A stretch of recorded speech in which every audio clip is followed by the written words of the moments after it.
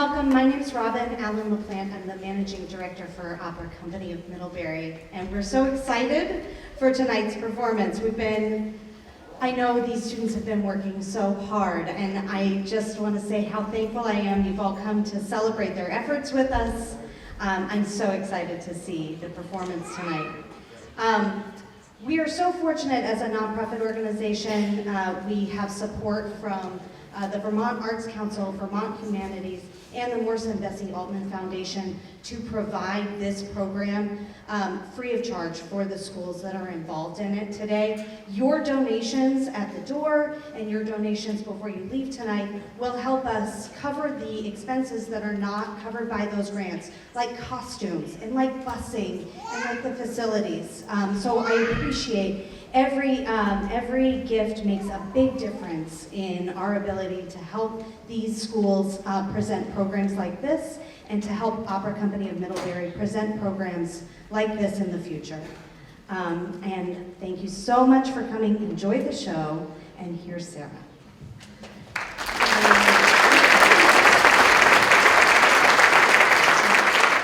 Thank you, Robin, and thank you to all of you. My name is Sarah Collins. I'm the Director of Education and Outreach at the Opera Company of Middlebury and the director of tonight's show.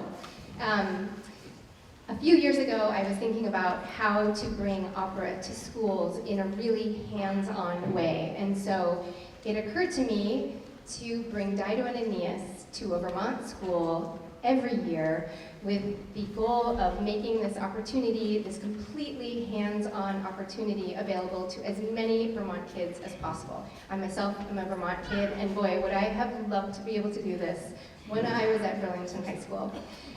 So I got an Artists in Schools grant from the Vermont Arts Council, and the first year we went to Burlington High School, my alma mater, and the second year, last year, we went to Colchester High School.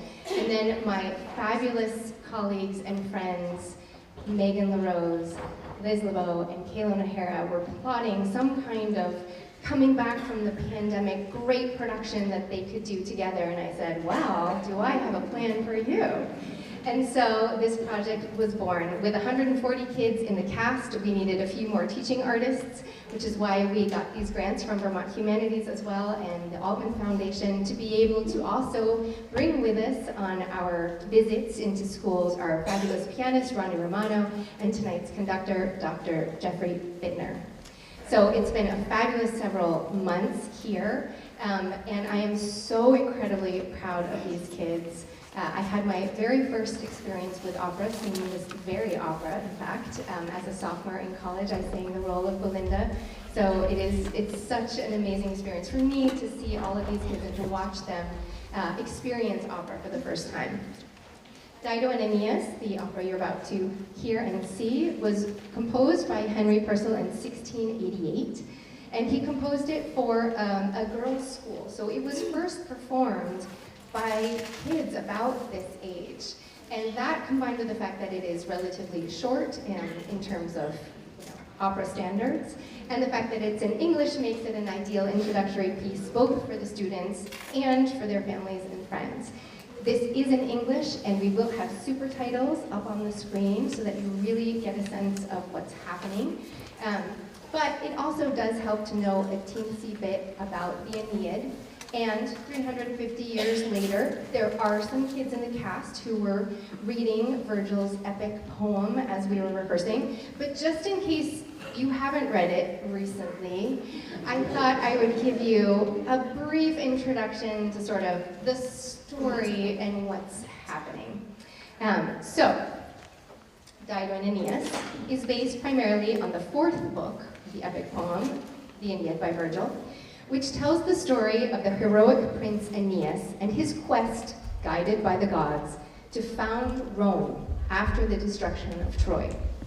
On his travels, his ship is destroyed off the coast of Carthage, and Aeneas and his sailors find refuge in the court of Queen Dido, with whom he falls deeply in love. Dido had vowed never to remarry after the murder of her husband, but she too has fallen in love with Aeneas despite herself. She is tormented by these feelings as they go against her own vows, as well as her belief in the destiny of her kingdom. But Dido's closest attendants, happy to see their queen in love again at last, join Aeneas in urging her to accept him and unite their kingdoms. What they don't know, but I suspect Dido actually somehow senses, is that there are indeed forces plotting against this union. The jealous and hateful sorceress, who commands a large following of miserable witches, hates Dido and her power and prosperity, and is plotting for her downfall. She sees how Dido has become obsessed with Aeneas and plots a way to trick Aeneas into leaving Carthage and breaking his ties with Dido. This heartbreak, plus a little poison snuck into her water, will surely cause Dido's downfall and the sorceress's rise. The sorceress has one of her witches dressed up as Mercury, the messenger god, with a fake message from the great Jove, reminding Aeneas of his destiny to rebuild his own kingdom. Devastated, Aeneas prepares to leave, but struggles with how to tell Dido. When he finally arrives to tell her, she has already been informed that his ships are being ready in the harbor, and she flies into a rage that he is breaking his promises to her after she finally relented to be with him. She drinks the water, senses the poison, and drinks more, realizing she can't live with her own choices or without him. Please join me in welcoming our pianist Ronnie Romano and our conductor Jeff Binner.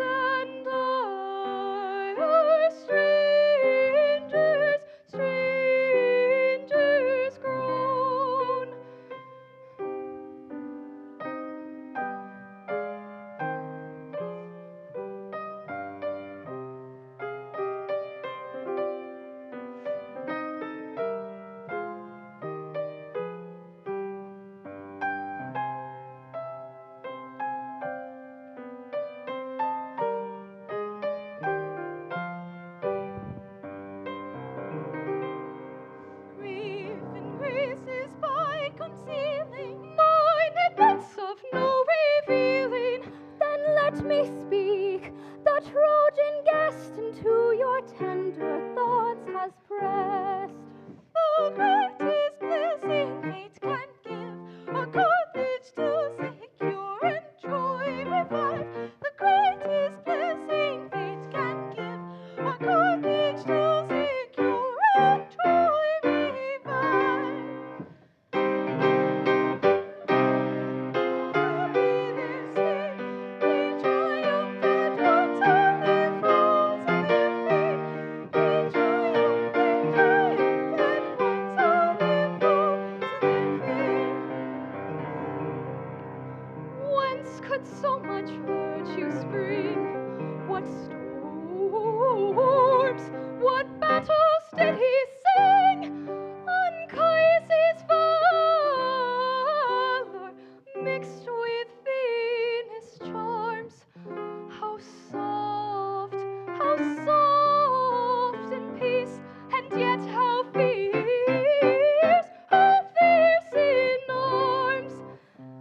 A tale so strong and full of woe might melt the rocks as well as you. What stubborn heart unmoved could see such distress, such piety? Mine with storms of care oppressed is taught to pity the distressed. Mean wretches grief can touch, so soft, so sensible my breast. But I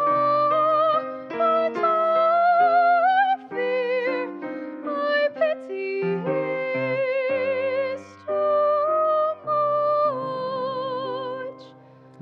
Fear no danger to ensue, the hero loves as well as you. Fear no danger to ensue, the hero loves as well as you. Ever gentle, ever smiling, and the cares of life beguiling. Fear no danger to ensue, the hero loves as well as you. Cupid strew your path with flowers, gathered from Elysian bowers. Fear no danger to ensue, the hero loves as well as you.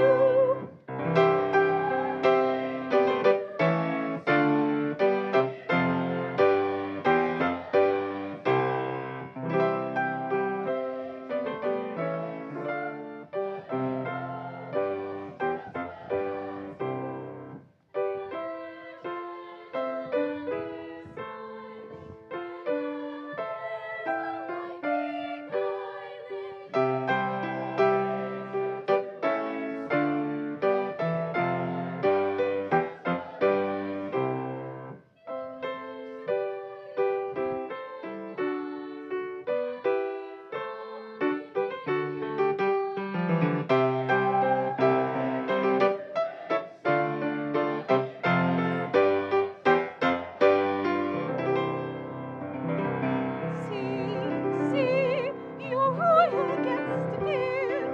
How godlike is the form he bears. When royal fair shall I be blessed with cares of love and state distressed? Fate forbids what you pursue. Aeneas has no fate but you.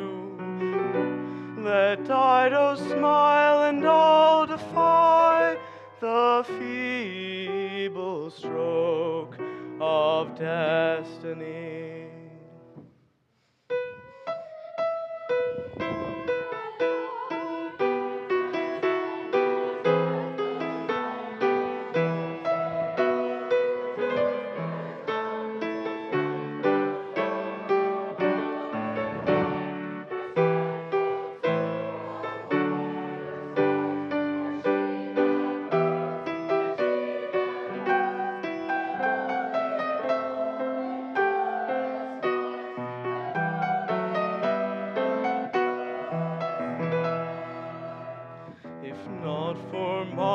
for empire's sake, some pity on your lover take.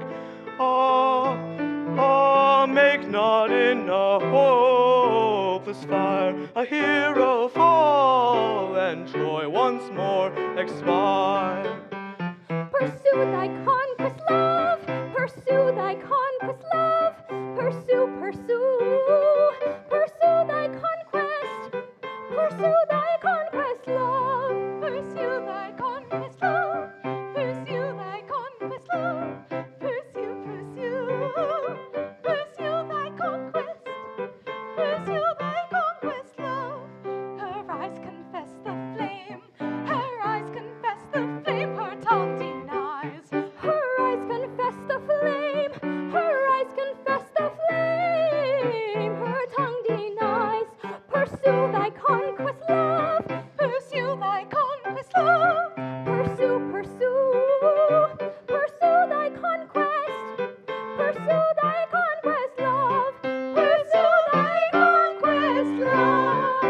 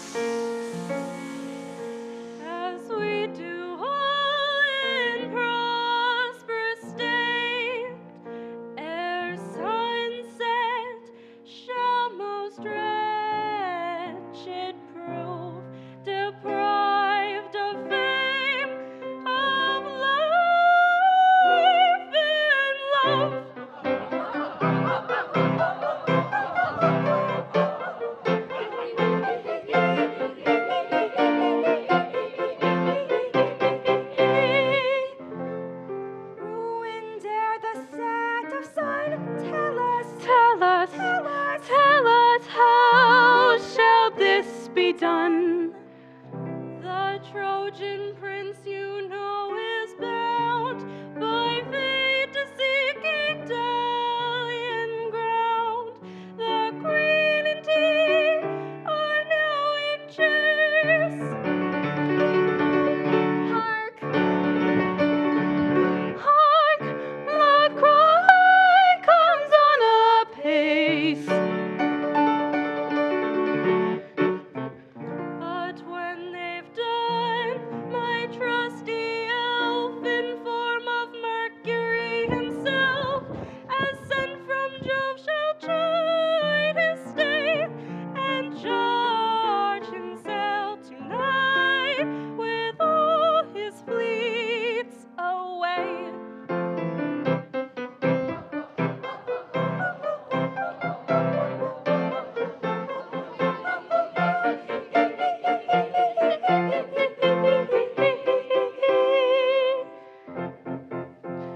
But ere we this perform, we'll conjure for a storm.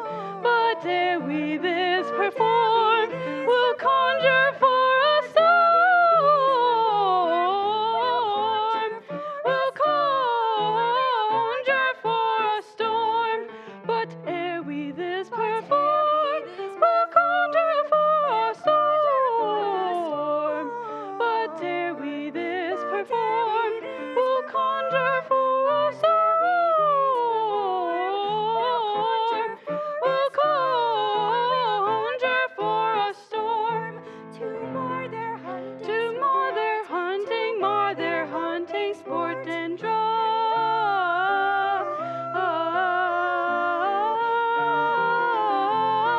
them back to court and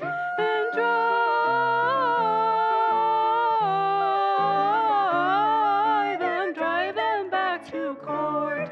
To mar their hunting, sport and drive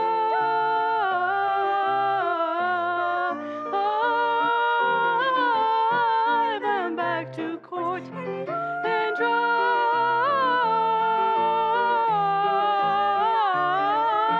drive them back to court. Tetzel, prepare too dreadful a practice, too dreadful a practice, for this open air. Tetzel, prepare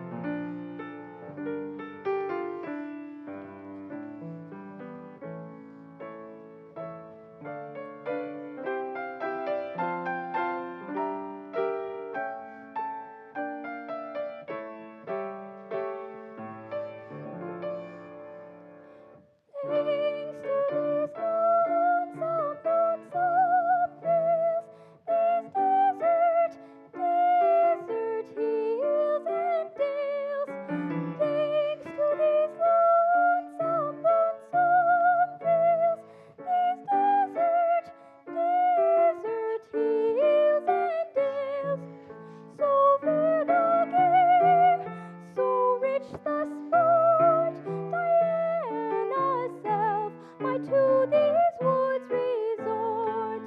So fair the game, so rich the sport. Diana self might to these woods resort. These lawns of lonesome hills, these lawns of desert hills and hills. These lawns of lonesome hills, these lawns of desert hills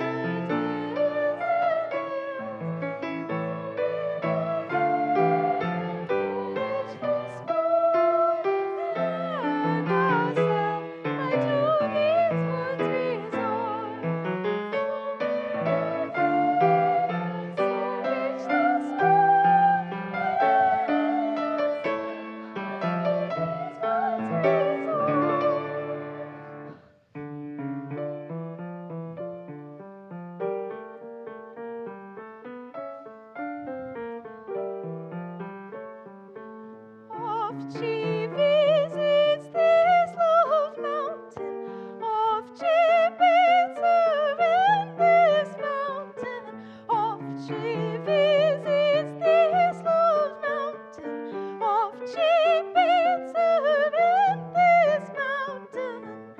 Here Actaeon met his fate. Here Actaeon met his fate, pursued by his own hounds, and after mortal wounds, and after mortal wounds, discovered too late, and after mortal wounds, discovered too late. Here Actaeon met his fate.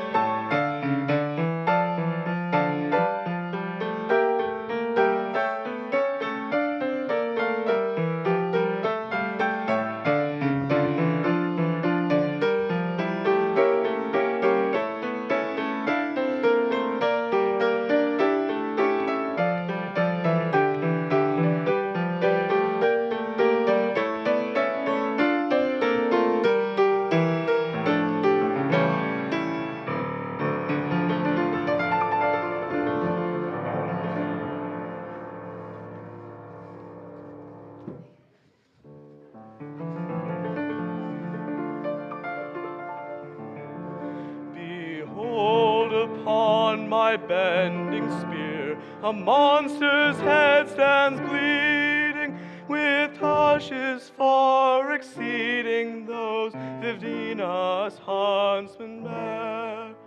The skies are clouded. Hark, hark, how thunder rends the mountain nooks asunder.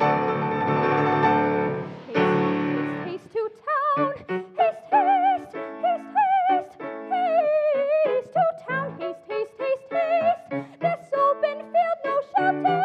This open field no shelter from the storm. The storm.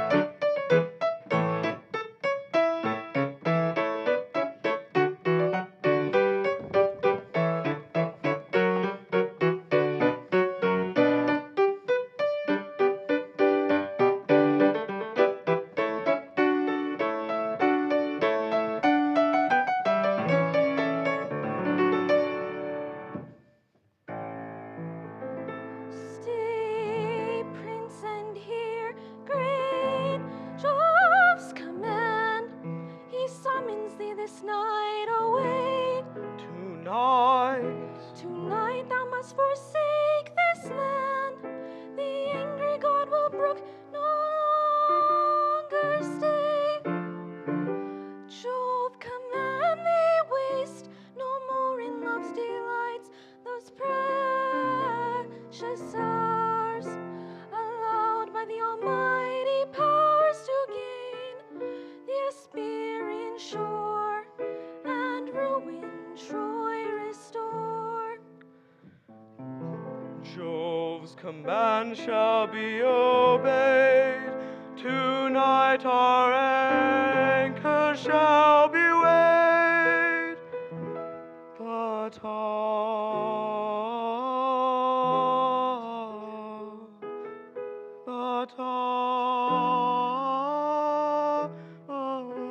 what language can I try my injured queen to pacify? No sooner she resigns her heart, but from her arms I'm forced to part. How can so hard a fate be took?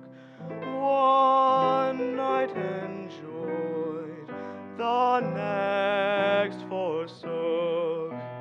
Yours be the blame, ye gods, for I obey your will. But with Maurice could die. But with Maurice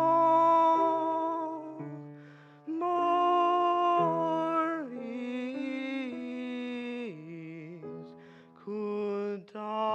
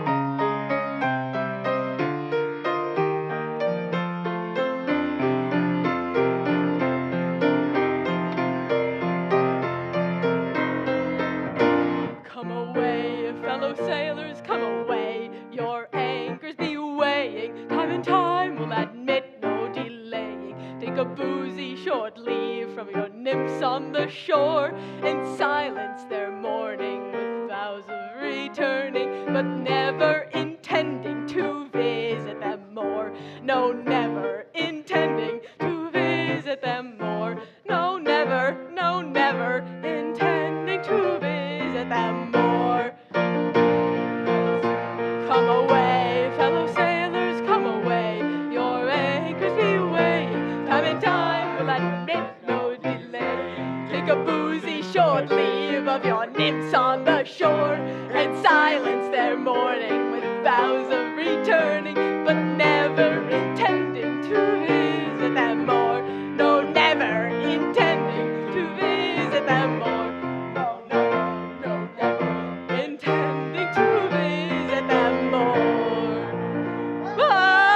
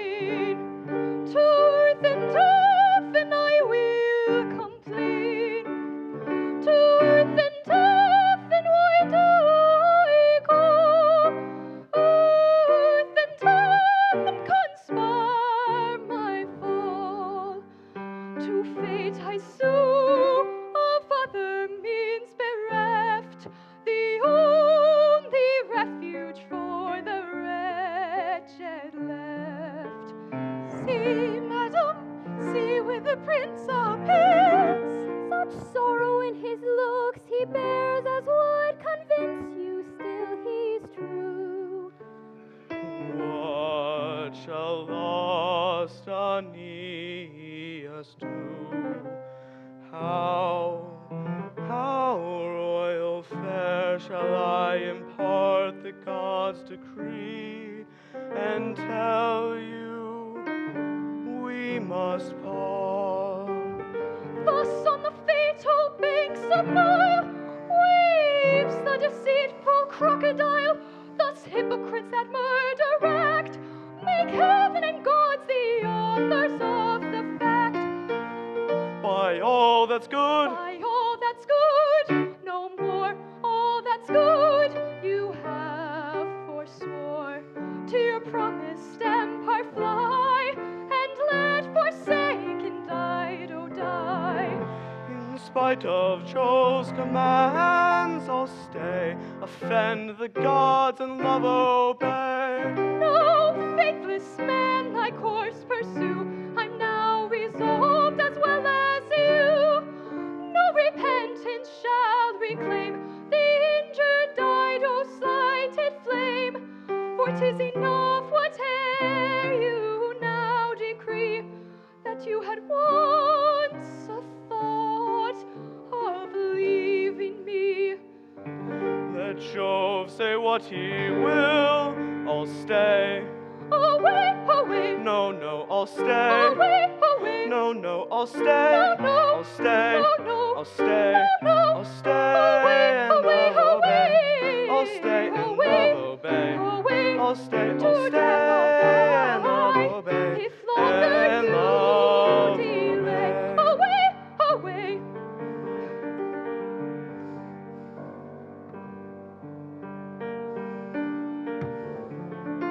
But death, alas, I cannot shun. Death must come when he is gone.